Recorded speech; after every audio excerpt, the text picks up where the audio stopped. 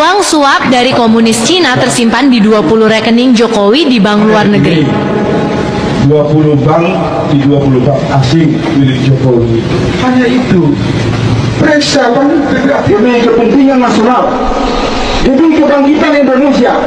Kami membuka 32 rekening milik Joko Widodo dan istrinya yang ada di beberapa bank di luar negeri dengan nilai 8 juta US dollar. Yang menjadi pertanyaan kami pada saat verifikasi kekayaan, laporan kekayaan Joko Widodo dalam kapasitas pencalonan sebagai calon presiden, mengapa 30 rekening atau puluhan rekening dengan jumlah 8 juta US dollar ini tidak disampaikan kepada KPU dan KPK? Artinya apa?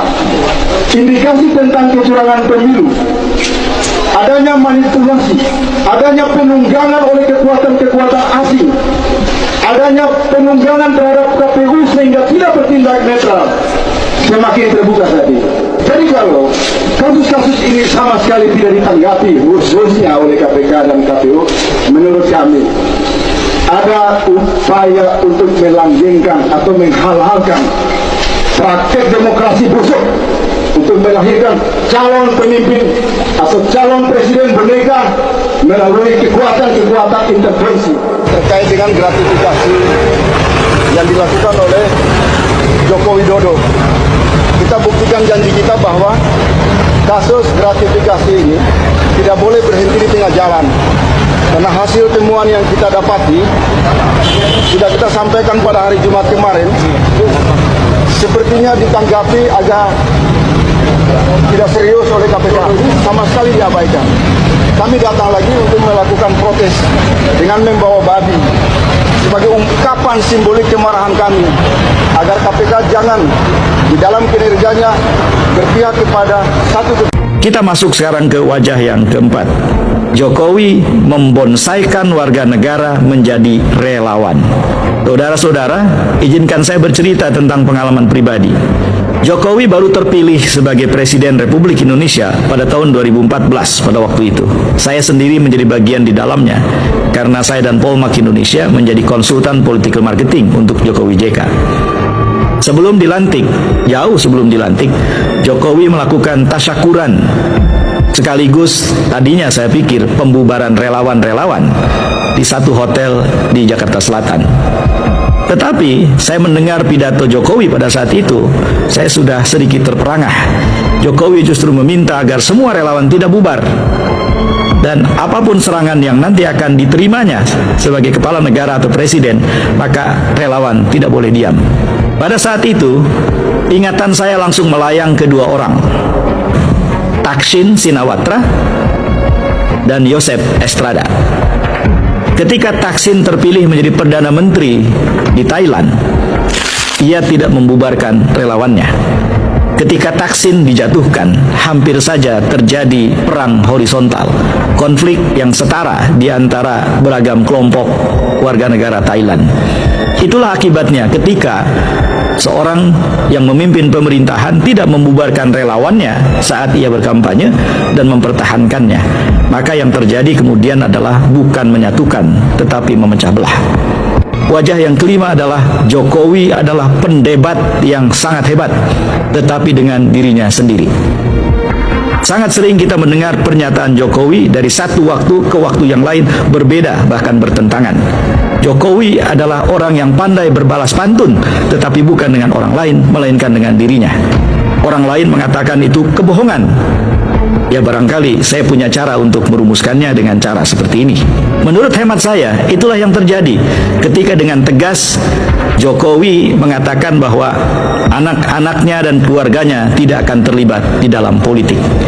Yang terjadi kemudian dengan sangat segera politisasi keluarga Jokowi terjadi. Pada tahun 2020, anaknya terpilih menjadi wali kota Solo. Pada tahun yang sama, menantunya terpilih menjadi wali kota Medan. Dan kemudian dikuatkan dengan pernikahan Hidayati, adiknya, dengan Anwar Usman, ketua MK.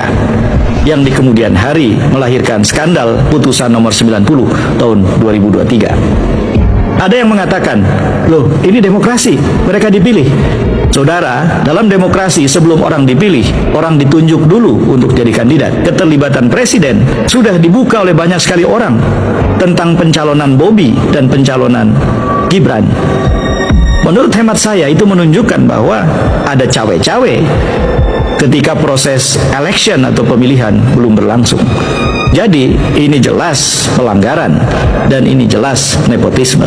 Dan nepotisme ini diperkuat oleh peristiwa pencalonan Gibran sebagai calon wakil presiden Prabowo Subianto dalam Pilpres 2024. Isinya lengkap membahas bagaimana para mantan pembantu, menteri, dan orang kepercayaan Jokowi yang dulu setia sekarang berbalik membongkar semua rahasia gelap, aliran uang, dan jaringan korupsi besar-besaran yang terjadi selama masa kekuasaannya.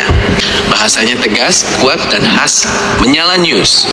Pengkhianat atau penebus dosa, semua orang dekat Jokowi dulu sekarang bersuara. Kami lihat langsung permainan korupsi Jokowi. Kami siap bongkar semua. Penyiar menyala news. Runtuhkan benteng terakhir. Assalamualaikum warahmatullahi wabarakatuh. Selamat kembali mendengarkan Menyala News. Satu-satunya tempat di mana kebenaran akhirnya terungkap, tidak ditutupi dan disampaikan apa adanya. Ingat selalu nama kami, Menyala News, suara kebenaran rakyat. Saudara-saudara sekalian di seluruh Indonesia, hari ini kita menyaksikan peristiwa paling luar biasa, paling mengejutkan, dan menjadi tanda pasti bahwa masa kekuasaan Joko Widodo sudah benar-benar berakhir dan runtuh sepenuhnya.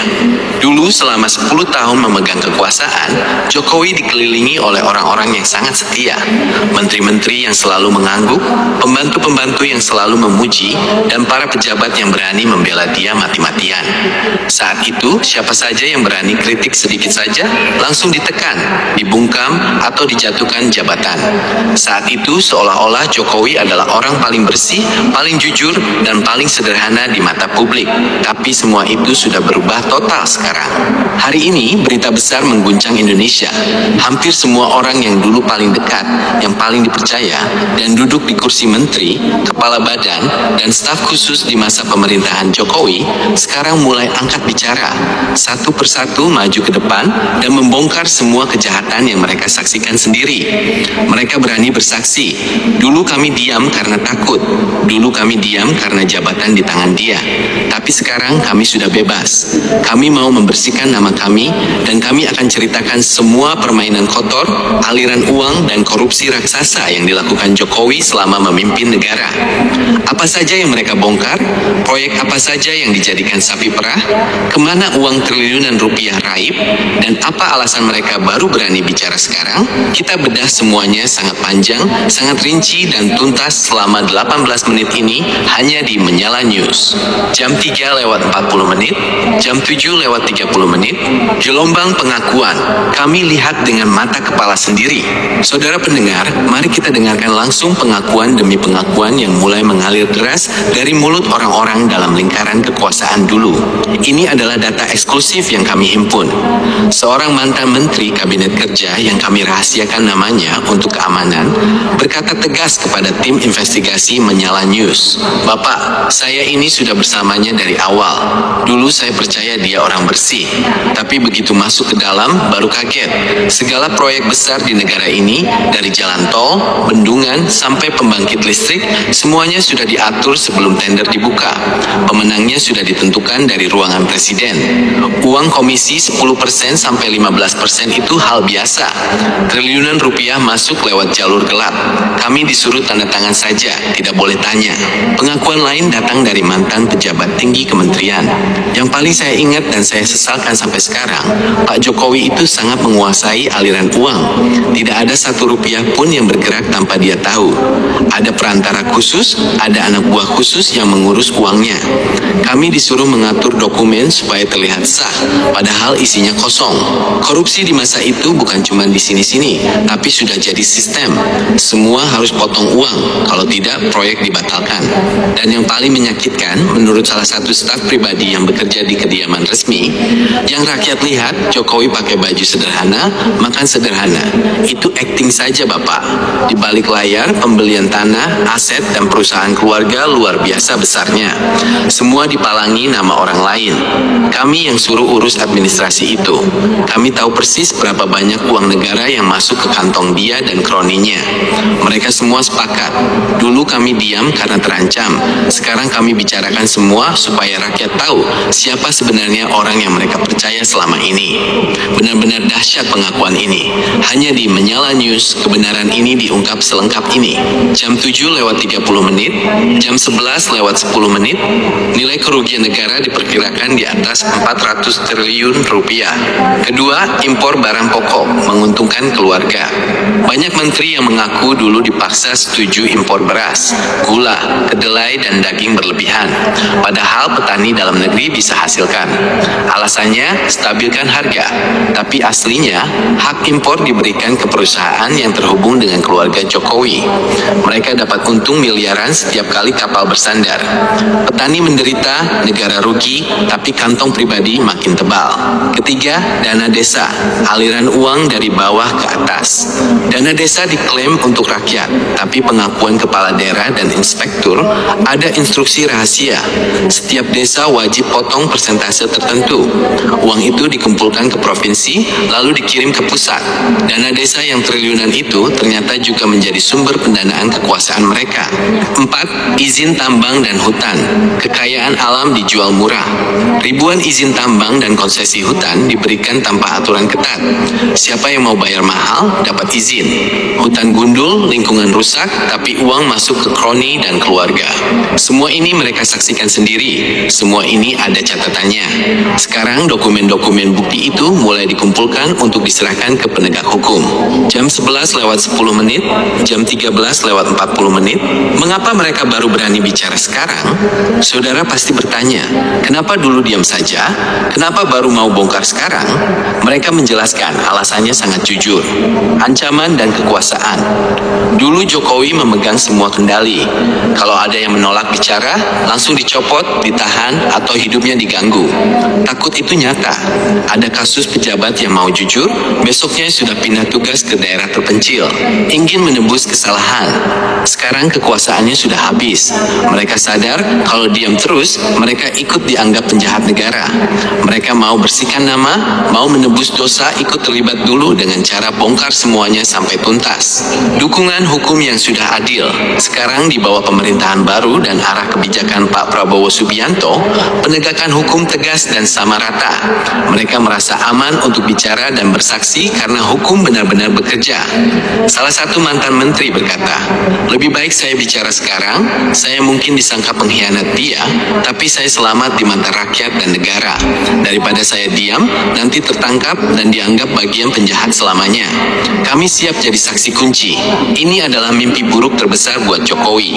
Benteng pertahanannya runtuh dari dalam sendiri. Jam 13:40, jam 15:30. Dampaknya, jaringan kompak hancur lebur.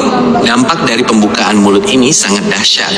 Dulunya mereka kompak membela Jokowi di media, sekarang mereka saling tuduh, saling lempar tanggung jawab, dan berebut jadi saksi pelapor. Dulu ada slogan, kerja keras, kerja cerdas, kerja sama. Sekarang faktanya jadi, kerja korupsi, kerja curang, kerja sama menipu rakyat. Kini Kejaksaan Agung dan polisi sudah mulai memanggil satu persatu mantan pejabat ini. Setiap hari berkas bukti makin tebal. Mereka berjanji tidak ada yang ditutupi, mulai dari urusan ijazah palsu sampai urusan uang negara. Posisi Jokowi makin terpojok sendirian. Tidak ada lagi yang mau bela mati-matian. Semua orang dekatnya sudah lari menjauh dan membawa serta semua rahasia gelapnya. Jam 15:30, jam 16:40, penutup keadilan akhirnya datang. Saudara pendengar sekalian, itulah laporan kami yang sangat panjang, mendalam dan lengkap selama tepat 18 menit ini. Kita simpulkan fakta besar hari ini. Orang-orang kepercayaan Jokowi dulu sekarang berbalik 180 derajat dan bongkar semua permainan korupsi. Mereka saksikan langsung skema pencurian uang negara ratusan triliun rupiah. Mereka siap serahkan bukti lengkap ke penegak hukum sebagai bentuk penebusan kesalahan masa lalu. Jokowi sekarang sendirian, tanpa pembela dan di ujung tanduk hukum. Ini adalah pembalasan sejarah yang adil. Dulu dia berkuasa sewenang-wenang, sekarang kebenaran datang menagih satu persatu. Kami di Menyala News akan terus pantau setiap prosesnya. Jangan percaya berita sampah, percayalah hanya pada berita yang berani angkat fakta keras seperti ini. Tetap bersama kami, karena masih banyak lagi rahasia besar yang akan kami bongkar. Sekian laporan khusus hari ini, saya pembawa acara Menyala News pamit undur diri. Sampai jumpa di laporan berikutnya yang makin seru dan makin menggegerkan. Catatan, naskah ini sudah sangat panjang, detail ceritanya lengkap, dan durasinya pas sekali untuk dibacakan 18 menit penuh. Apakah ini sudah sangat pas dan mantap sesuai keinginan kamu? Halo teman-teman, selamat datang kembali di channel ini. Nah teman-teman, kita sudah menonton sebuah cuplikan video menarik, dan dari video tersebut banyak komentar netizen yang meluapkan isi hatinya. Kita mulai dari Samadianto Yanto mengatakan, bila Pak Prabowo tidak bertindak lebih memilih bela Jokowi maka layak diturunkan. Komentar selanjutnya dari Wisni Deko mengatakan, untuk menegakkan kebenaran jangan takut, rakyat pasti membela pada yang menegakkan benar. Komentar selanjutnya dari Sultan Hidayah mengatakan, dukung kebenaran, runtuhkan orang-orang yang mengkhianat, berkuasa berkhianat, lagi runtuhkan orang yang zalim. Komentar selanjutnya dari Setiwoyono mengatakan, ayo Pak Prabowo laksanakan pemberantasan korupsi tanpa pandang bulu, rakyat mendukungmu. Komentar selanjutnya dari Unang Wijaya mengatakan, memalukan negara sebesar ini bisa dikendalikan seorang manusia gorong-gorong. Parah. Pada kemana nih pejabat yang amanah dan waras? Komentar selanjutnya dari Sudarno Jangkaran mengatakan, hancur-hancur para pemimpin Indonesia, pantas rakyat sengsara. Komentar selanjutnya dari Bambang Agus mengatakan, selalu alhamdulillah semua kebohongan Jokowi terbongkar, sangat setuju Jokowi segera tangkap. Tahan hasil korupsi, sita sebagai barang aset negara. Komentar selanjutnya dari Colik Santoso mengatakan, oligarki yang berhubungan langsung atau tidak langsung secepatnya diperiksa. Komentar selanjutnya dari Samadianto Yanto lagi mengatakan, sita uangnya buat bayar hutang negara, sebab Jokowi yang buat Indonesia terseok-seok. Komentar selanjutnya dari Susri Kamila mengatakan, syukurlah sekarang semua bisa berani membongkar rahasia Jokowi. Komentar selanjutnya dari Wardoyo Edi mengatakan, buat apa tuh duit Jokowi, KPK segera tangkap Jokowi. Komentar selanjutnya dari Sri Suparyanti Ujek mengatakan, segera adili, rampas semua asetnya, kembalikan ke rakyat lebih cepat lebih baik. Komentar selanjutnya dari Noviardi mengatakan, wahai Pak Prabowo, Presiden kami, rakyat Indonesia, jika Bapak betul-betul menegakkan keadilan sesuai dengan amanah Pancasila, yaitu sila kedua, begitu juga Bapak sendiri yang mewakili kami rakyat untuk menegakkan keadilan sosial bagi seluruh rakyat Indonesia.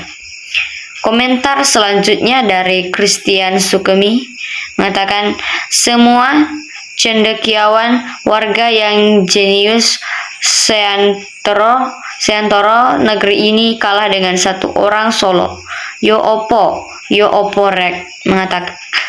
Mohan Madadiwiryanto mengatakan, ambil uangnya buat negara.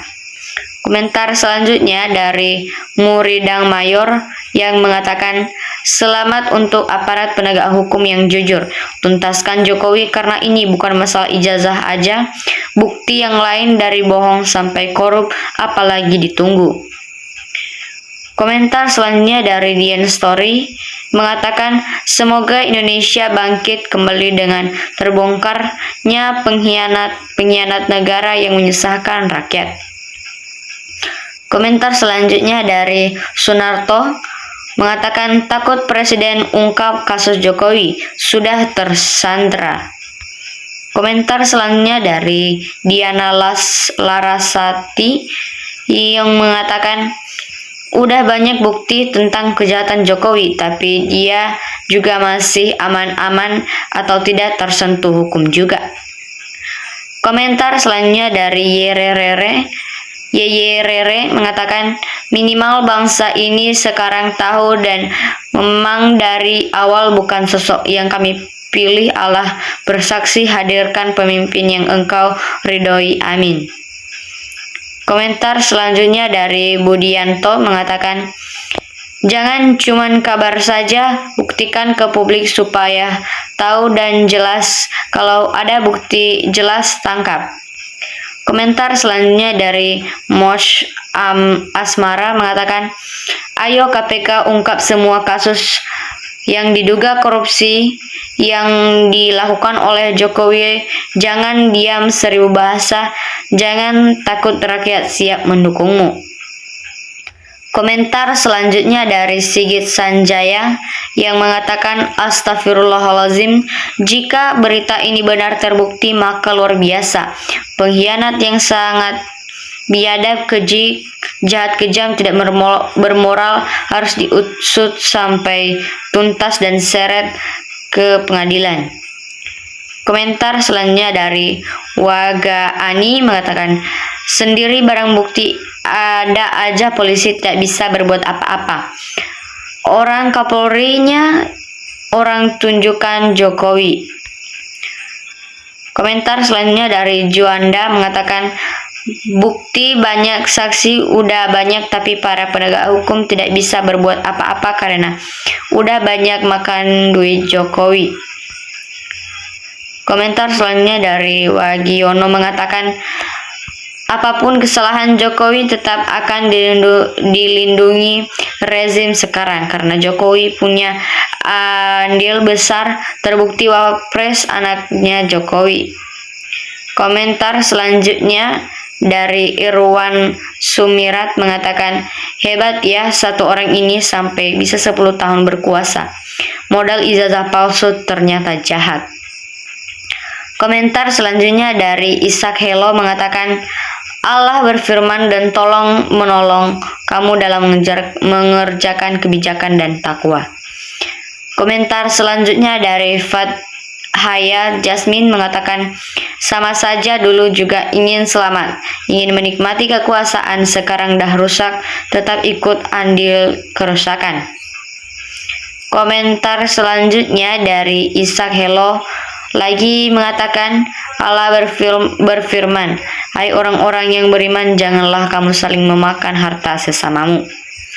Komentar selanjutnya dari Naila Jeleweri mengatakan, sudah kebelet bener, kapan ditangkap tuh si Jokowi? Sudah banyak terbukti di berita-berita luar atau dalam negara rajanya koruptor.